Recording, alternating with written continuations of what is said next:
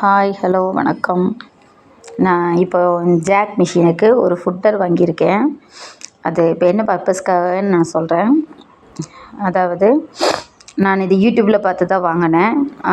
நம்ம left and right இது head footer இருக்கும் இல்லைங்களா, கழட்டி கழட்டி மற்ற பைப்பிங் வைக்கிறதுக்கு, இல்லை ஸ்டோன் லேஸ் ஏதாவது வைக்கிறதுக்குன்னா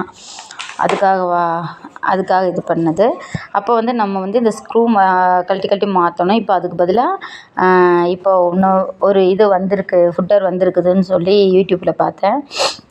இது நான் எப்போவும் மிஷின் வாங்குகிற கடையில் தான் போய் வாங்கினேன். இப்போது அந்த ஃபுட்டர் வந்து இப்போது நார்மல் ஃபுட்டர் வந்து நம்ம இப்போ கழட்டலாம்.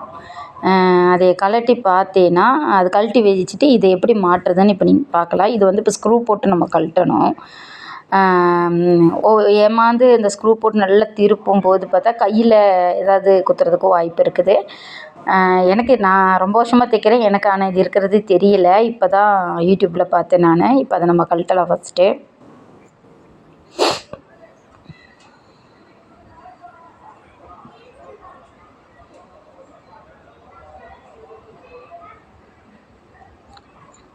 பார்த்தீங்களா, கழட்டும் போது ஸ்க்ரூ ட்ரைவர் வந்து மிஸ் ஆகுது. பார்த்தீங்களா, நம்மளால் கரெக்டாக இது பண்ண முடியல. அதாவது கடை முன்னாடி வெயில் அடிக்கிறதுனால கரெக்டாக அதில் சீட்டிங் ஆக மாட்டேங்குது.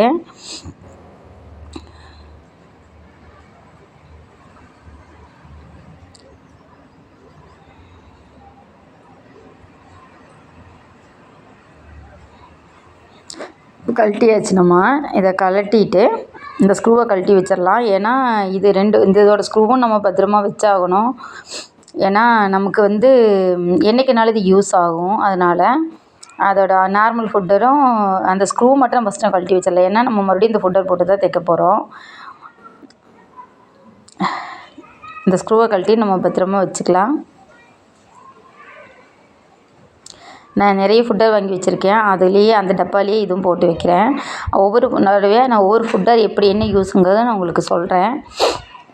இப்போ ஒரு பேக்கெட்டில் 2 பீஸ் இருக்கும். இப்போ நான் ஒரு பீஸ் தான் கடையில் இருக்கிற மிஷினுக்கு போட போகிறேன். எப்படி போடுறதுன்னு பார்க்கலாம். நானே இது ஃபஸ்ட் டைம் தான் போடுறேன். ஆனால் போடும்போதே உங்களுக்கு எப்படின்னு நான் சொல்லித்தரேன். ஏன்னா நான் வந்து மாட்டினதுக்கப்புறம் மறுபடியும் சொல்லிக் கொடுக்கும்போது எனக்கு அது தெரிஞ்சிருச்சுங்கிறனால நான் ஸ்பீடாக சொல்லிட்டு போயிடுவேன். உங்களுக்கு புரியுமா புரியாதான்னு தெரியல. அதனால் நான் வந்து இப்போ எப்படி போடுறேனோ நானே அதில் தப்பு தான் மாற்றி போடவே ஏதாவது ஒரு வாய்ப்பு இருக்கலாம். பார்க்கலாம். இப்போ ஃபஸ்ட்டு வந்து அந்த ஸ்க்ரூவை நம்ம போட்டுக்கணும். அந்த திருகாணியை கழட்டிட்டு ஸ்ப்ரிங்கு இன்னொரு இது இருக்கும், இந்த இது இருக்கும், அதையும் நம்ம போட்டு எல்லாம் கழட்டி தனித்தனியாக பிரித்து வச்சுக்கணும். இப்போ வந்து நான் ஃபஸ்ட்டு இப்போ நம்ம போட்டது தான் கரெக்டு. ஆனால் நான் மறுபடியும் தப்பாக பண்ணுறேன் பாருங்கள். ஏன் நான் சொல்லித்தரேன்னா நான் போடுறது நல்லா நீங்கள் கவனிச்சுக்கோங்கங்கிறதுக்கு தான் சொல்லித்தரேன். இல்லை, இப்போ நான் போட்டது தப்பு. இப்போ வந்து ஸ்க்ரூ போட்டுக்கணும். ஸ்க்ரூ போட்டு அந்த ஓட்டை பெருசாக இருக்கிற பக்கம் வந்து அந்த பக்கம் பார்த்தும், ஓட்டை சின்னதாக இருக்கிறது ஊசி வர பக்கம் பார்த்து போட்டு அதுக்கப்புறம் நம்ம ஸ்ப்ரிங்கை போட்டுக்கணும். ஆனால் நான் இப்போ போட்டது என்னென்னா அந்த ஓட்டை பெருசாக இருக்கிறது ஊசி பக்கம் பார்த்து போட்டிருப்பேன்னு நினைக்கிறேன். ஏன்னா நான் வாய்ஸ் வந்து அதுக்கப்புறம் தான் கொடுக்குறேன். நான் போட்டதை ஞாபகம் வச்சு நான் உங்ககிட்ட சொல்லிகிட்ருக்கிறேன். பார்த்தீங்க இல்லையா, நான் மாற்றி போட்டுட்டேன். அதாவது அதில் ஒரு சின்ன ஹோல்ஸ் இருக்கும். அந்த ஹோல்ஸு தான் இந்த ஸ்க்ரூ போட்டதுக்கப்புறம் அந்த சின்ன ஓட்டை தான் ஃபஸ்ட்டு போடணும். அந்த பெரிய வாயாக இருக்கிற பக்கம் வெளியில் வரணும். அதாவது ஊசி பக்கம் இல்லாமல் ஊசி அந்த பக்கம் பார்த்து வரணும். அதுக்கப்புறம் அதுக்குள்ளே ஸ்ப்ரிங் போடணும். அப்போ தான் அந்த பெரிய ஓட்டை வழியில் ஸ்ப்ரிங் உள்ளே போய் உட்காந்துக்கும்.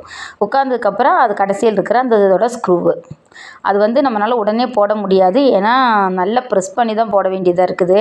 நானே 2-3 தடவை என்னால் ஃபஸ்ட் டைம் போடுறதுனால என்னால் அது வந்து கரெக்டாக போட முடியல. கழண்டு வருது, ப்ரெஸ் பண்ண முடியலை என்ன. பார்த்தீங்களா, இப்போ நான் காமிக்கிறேன் பார்த்தீங்களா.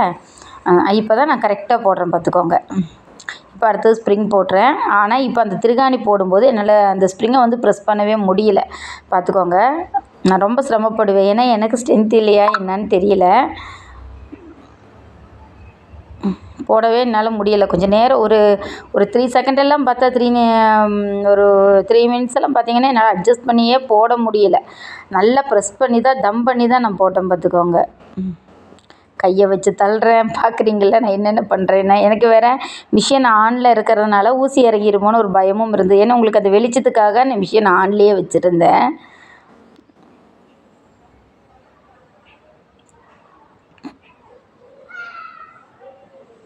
பாருங்கள்.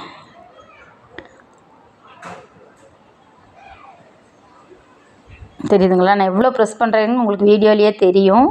இப்போ நான் ப்ரெஸ் பண்ணி போட்டாச்சு.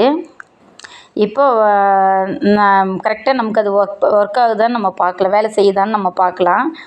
இப்போ நல்லா டைட் பண்ணிவிட்டு, இது எப்படின்னா நம்ம திருகாணி கழட்டி அந்த ஃபுட்டை வந்து நம்ம வெளியே எடுக்க வேண்டாம். ஒரு ப்ரெஸ் பண்ணேன்னா அந்த கேப்பு கிடைக்கும். கேப்பில் ஃபுட்டர் வந்து கீழே உட்காந்துக்கும், கழண்டுக்கும். அதுக்கப்புறம் நம்ம அடுத்த ஃபுட்டர் வச்சு இது பண்ணிக்கலாம், பார்த்துக்கோங்க. கீழே விழுந்துடுச்சு அப்படியே, அது டைட் ஆகலை, கீழே மறுபடியும் தெரித்து விழுந்துட்டு இப்போ தான் நான் போடுறது இனி கரெக்டாக போடுறேன் போல் இருக்குது. ஏன் நான் உங்களுக்கு இப்படி நான் போடுறதே ஃபஸ்ட் டைம் போடுறதே நான் உங்களுக்கு சொல்லித்தரேன்னா, நம்ம வாங்கிட்டு வந்து அது இப்படி ஆகும்போது ஐயோ அது வேஸ்ட்டோன்னு நீங்கள் நினச்சிடக்கூடாது. ஃபஸ்ட் டைம் நமக்கு சிரமமாக தான் இருக்கும். ஆனால் அதை போட்டதுக்கப்புறம் பார்த்தா ஈஸியாக இருக்குது. அதுக்கப்புறம் நான் வந்து அன்றைக்கி வந்து பைப்பிங் வைக்கிற ப்ளவுஸ் தைச்சேன். எனக்கு ஈஸியாக இருந்தது கழட்டி மாட்டுறதுக்கு.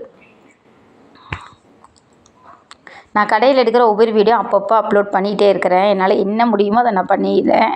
இப்போ ப்ளவுஸ் கட்டிங்கு, என் கடை சின்னது, அதனால் வந்து எனக்கு ப்ளவுஸ் கட்டிங்கெல்லாம் வந்து உங்களுக்கு போட்டு காமிக்க முடியாது. ஸ்டிச் பண்ணுறதை நான் போட்டு காமிக்கிறேன். இப்போ மாட்டியாச்சு, தெரியுதுங்களா? மாட்டியாச்சு. இப்போ பாருங்கள், அது லூஸ் ஆகும் பாருங்கள். பார்த்திங்களா? ப்ரெஸ் ஆகுதா, வெளியில் வருது. அது ப்ரெஸ் ஆகும்போது அந்த திருகாணி லூஸ், அது கேப்பு கிடைக்கும்போது அந்த ஃபுட்டர் வந்து கீழே விழுந்துடும். இப்போ பாருங்கள், நான் மாட்டி கழட்டி காமிக்கிறேன்.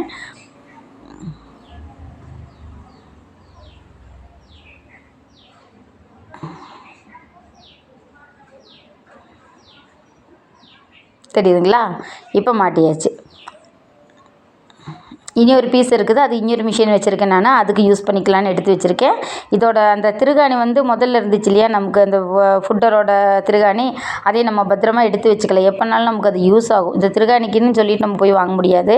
இதெல்லாம் நான் சேமித்து வச்சுருந்த ஃபுட்டருங்க, என்னைக்காவது யூஸ் ஆகுங்கிறனால எடுத்து வச்சுருப்பேன். அது ஒவ்வொரு ஃபுட்டரும் ஒவ்வொரு தடவை உங்களுக்கு ஒவ்வொரு வேலை செய்யும்போது நான் போட்டு காமிக்கிறேன். இப்போ பாருங்கள், அதை கழட்டி காமிக்கிறேன்.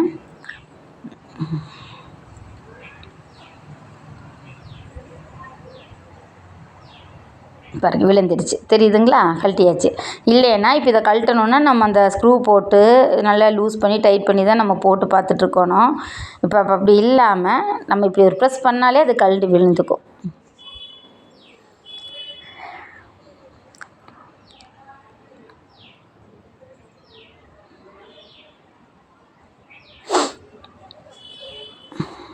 இன்னொரு அது பேக்கெட்டில் போட்டு, இது நான் தெளிவாக இன்னொரு மிஷினில் போடும்போது உங்களுக்கு பக்கத்தில் வச்சு நான் போட்டு காமிக்கிறேன். இன்னொருத்தர் வீடியோ எடுக்க சொல்லி போட்டு காமிக்கிறேன்.